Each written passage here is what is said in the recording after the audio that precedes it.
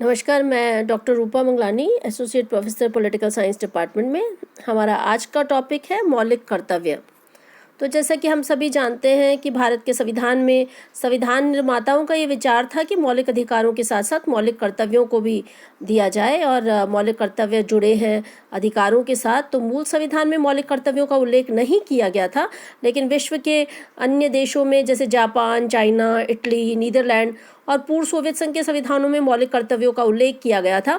और इसी को देखते हुए भारतीय संविधान के पुनरीक्षण के लिए स्वर्ण सिंह समिति के प्रतिवेदन के आधार पर 1976 में 42वें संविधान संशोधन द्वारा संविधान के भाग 4 का तथा अनुच्छेद 51 का को जोड़ा गया, और इस प्रकार से हमने मूल कर्तव्यों को शामिल किया गया।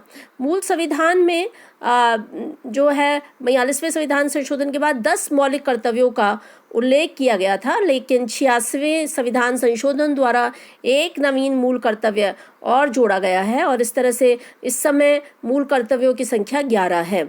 तो अगर हम देखें कि मूल कर्तव्य कौन कौन से हैं जिनका कि नागरिकों का पालन करना होगा, तो वो निम्नलिखित हैं। तो पहला कर्तव्य जो है वो ये कहता है कि भारत के नागरिक संविधान का पालन करें और उसके आदर्शों, संस्थाओं, राष्ट्रध्वज और राष्ट्रगान का आदर करें। दूसरा कर्तव्य यह है कि स्वतंत्रता के लिए हमारे राष्ट्रीय आंदोलन को प्रेरित करने वाले उच्च आदर्शों को हृदय में संजोए रखें और उसका पालन करें। तीसरी बात, भारत की प्रभुता, एकता और अखंडता की रक्षा करें और उसे अक्षुण्ण बनाए रखें। चौथा, देश की रक्षा करें और आह्वान किए जाने पर राष्ट्र की सेवा करें। पांचवा, भारत के सभी लोगों में समरसता, समान भ्रातृत्व की भावना का निर्माण हो, जो धर्म, भाषा और प्रदेश या वर्ग पर आधारित सभी भेदभावों से परे हो, और ऐसी प्रथाओं का परित्याग किया जाना चाहिए जो स्त्रियों के सम्मान के विरुद्ध हो। नेक्स्ट है, हमारी सांस्कृतिक संस्कृति की गौरवशाली परंपरा का महत्व समझें और उसका परीक्षण करें। अगला है, प्राकृतिक पर्यावरण की रक्षा करें भारत के नागरिक, और इसके अंतर्गत वन, झील, नदी और वन्य जीव भी हैं, उनकी रक्षा करें, उनका संवर्धन करें तथा प्राणी मात्र के प्रति दया भाव रखें। अगला मौलिक कर्तव्य है, भारत के नागरिक वैज्ञानिक दृष्टिकोण, मानवतावाद और ज्ञानार्जन तथा सुधार की भावना का विकास कर सके।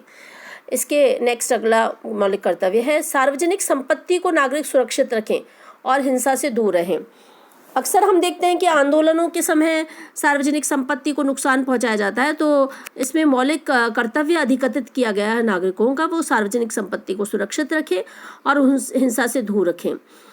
इसके अलावा अगला मौलिक कर्तव्य है, व्यक्तिगत और सामूहिक गतिविधियों के सभी क्षेत्रों में उत्कर्ष की ओर बढ़ने का सतत प्रयास करें, जिससे राष्ट्र निरंतर बढ़ते हुए उपलब्धि की नई ऊंचाइयों को छू सके।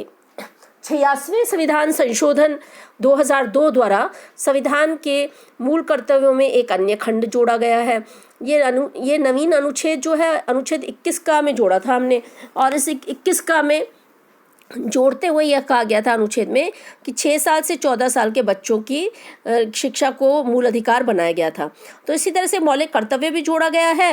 मौलिक कर्तव्य 8 है, और वो 11वां मौलिक कर्तव्य क्या है, 6 वर्ष की आयु से 14 वर्ष की आयु के बालकों के माता पिता और उसके प्रतिपालकों के संरक्षकों का ये कर्तव्य होगा कि वो उन्हें शिक्षा का अवसर प्रदान करें। तो इस प्रकार हम देखते हैं कि संविधान में मूल जो कर्तव्य है उनकी संख्या वर्तमान में 11 है।